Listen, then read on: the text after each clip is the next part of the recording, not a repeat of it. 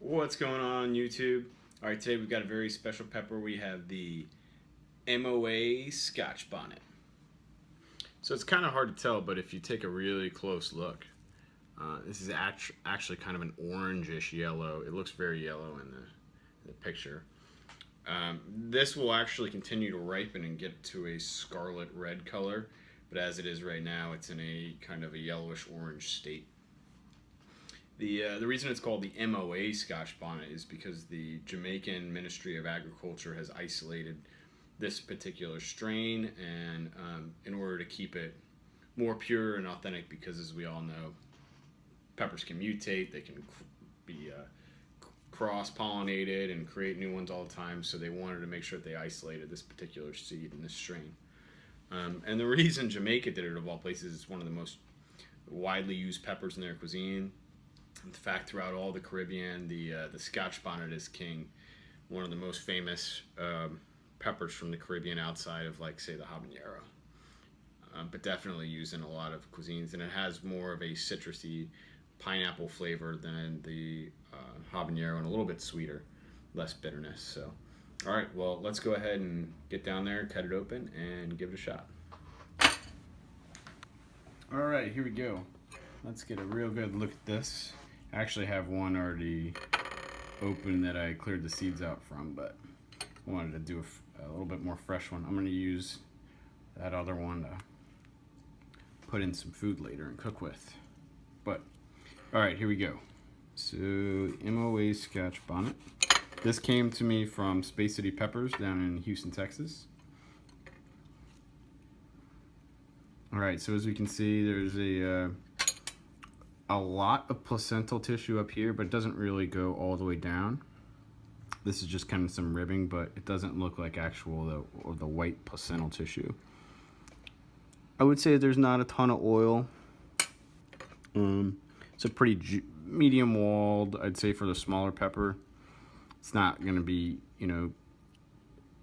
crazy thick like a bell pepper, but it does have a decent amount to it. And usually your hotter peppers get really thin walls, and this one's going to be pretty juicy, I think. All right, so I'm going to go ahead and finish de-seeding this off camera, and then we'll eat this bad boy and talk about it.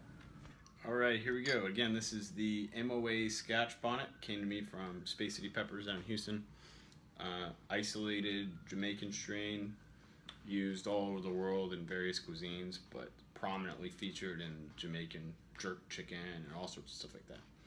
All right, and without further ado, here we go.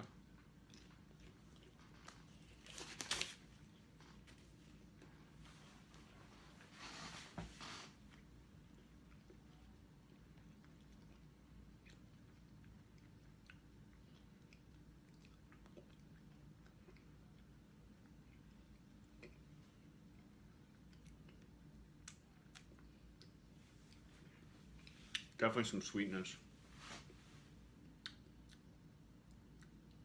Crunchy. Some nice pineapple-y kind of flavor. There's some heat. Takes a little bit. It's kind of building. Let me get the chunks out. Some Sierra Nevada.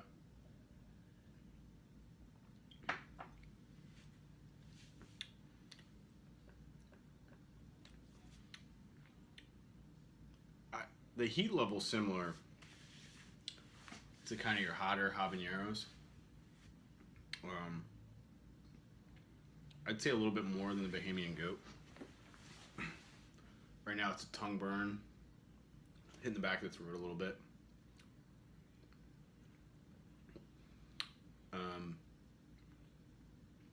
It's not crazy super hot. It's hot. I would say it's probably a little too hot for, someone just getting into hot peppers. They might want to go with some habanero kind of thing first. It's got some heat. Like I said, back of the throat, tongue. Manageable for me at this point, but probably a little too hot for some people. I would, yeah, it's definitely higher than habanero, and that the kind of throat burn some people just aren't used to. That throat burn's pretty good. Which is interesting because the Bahamian goat I don't feel like had very much throat burn. But it's good. It's good pepper. Very fruity. No bitterness. Got some sweetness to it. Crunchy.